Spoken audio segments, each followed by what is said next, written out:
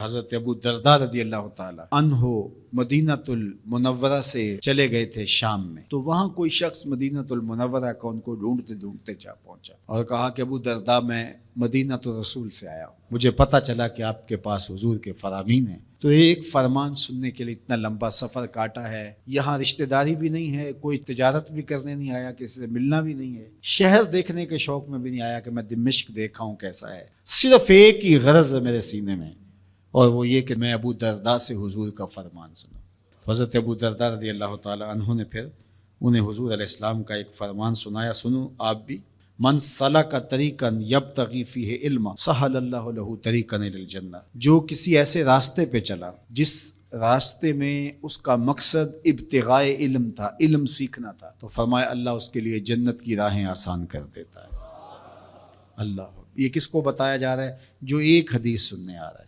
لازمی نہیں ہے کہ وہ باقاعدہ طالب علمانہ انداز ہی اختیار کرے کہ باقاعدہ داخلہ لیا جائے کسی ادارے میں اور وہاں سیکھنے کے لیے جائے تو وہ طالب علم شمار ہوگا۔ لازمی نہیں ہے کہ 8 سال کا 10 سال کا کورس پڑھنے جائے تو پھر ہی طالب علم شمار ہوگا۔ اس کو بتایا جو صرف ایک حدیث سیکھنے آیا تھا۔ تو میں آپ سے کہوں گا کہ 8 دن کے بعد جب جمعۃ المبارک کے موقع پر آپ سفر کر کے گرمی کاٹ کے مشقت سہ کے آپ یہاں پہنچتے ہیں، پٹرول لگاتے ہیں، وقت نکالتے ہیں، آدھا گھنٹہ پونا گھنٹہ قریبی شہر کے لوگ پہلے چلتے ہیں، اور جو باقی شہروں سے آ رہے ہیں کوئی 2 گھنٹے پہلے چل رہے ہیں، کچھ لوگ صبح سے چل رہے ہوتے ہیں، کچھ لوگ رات سے چل رہے ہوتے ہیں، کچھ لوگ رات آ کے ہمارے پاس مہمان خانے میں ٹھہرے ہوتے ہیں کہ صبح ہم نے نماز جمعہ پڑھ کے جانا ہے، دور دور سے لوگ آ رہے ہوتے ہیں۔ تو اس وقت طالب علم بن کے آیا کریں کہ ہم حضور علیہ السلام کے فرامین سیکھنے جا رہے ہیں، ہم قرآن مجید کی تفسیر سیکھنے جا رہے ہیں، ہم دین سیکھنے جا رہے ہیں۔ تو پھر آپ جب گھر سے چلیں گے تو جنت کی راہ پہ چل کے یہاں پہنچیں گے۔ اور دوسری بات، وَإِنَّ الْمَلَائِكَةَ لَتَضَعُ أَجْنِحَتَهَا لِطَالِبِ الْعِلْمِ رِضًا بِمَا يَصْنَعُ، اور جب وہ گھر سے چلتا ہے، جتنے بھی دور سے چلا ہے، 20 کلومیٹر سے چلا ہے یا 2000 کلومیٹر سے چلا ہے، وہ جتنی دور سے بھی چلا ہے، جب وہ گھر سے چلتا ہے، اللہ کے نورانی فرشتے اپنے نورانی پر اس کے پروٹوکول کے لیے چلنے والے کے پاؤں تلے پھیلا دیتے۔ یہ پروٹوکول ہے، اللہ اکبر، یہ اعزاز ہے، یہ تکریم ہے۔ پھر ارشاد فرمایا وَإِنَّ فَضْلَ الْعَالِمِ عَلَى الْعَابِدِ كَفَضْلِ الْقَمَرِ عَلَى سَائِرِ الْكَوَاكِبِ، عالم کی فضیلت عابد پر، عالم کی فضیلت گنڈے بدماش چور ڈاکو اس پر نہیں، اس سے موازنہ نہیں کیا جا رہا ہے۔ ایک عام چور ڈاکو بدماش سے تو ایک مسجد میں جھاڑو دینے والا بھی افضل ہے، اس سے موازنہ نہیں کیا جا رہا، بلکہ موازنہ کس سے کیا جا رہا ہے؟ جو تہجد گزار ہے، شب زندہ دار ہے، نوافل پڑھتا ہے، صلاۃ الاوابین، صلاۃ الاشراق، چاشت کی نماز، قرآن مجید کی تلاوت، رات کو عبادت، دن کو روزہ، معاملات میں محتاط، صرف عالم نہیں ہے، باقی وہ عابد ہے بہت بڑا،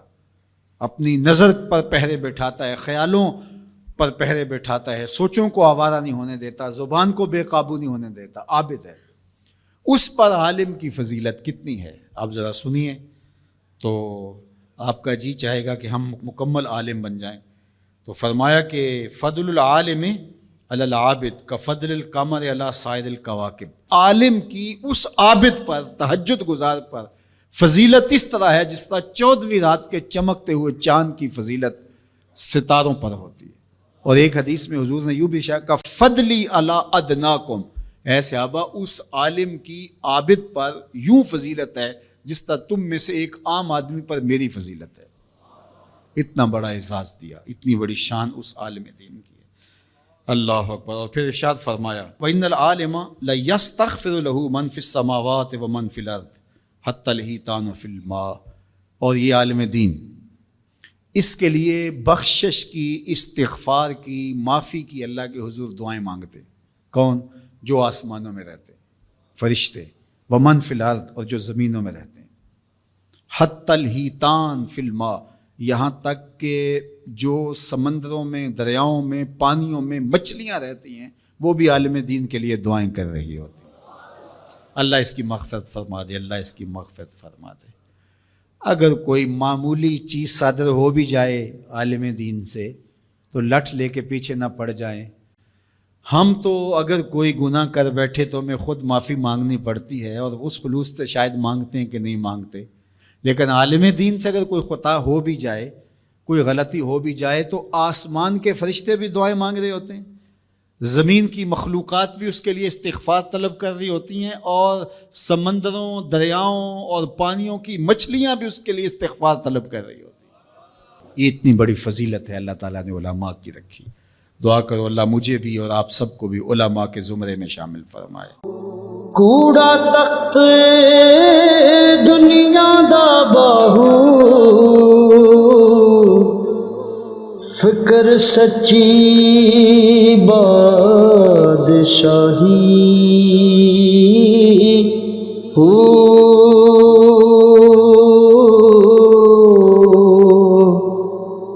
جس دل سے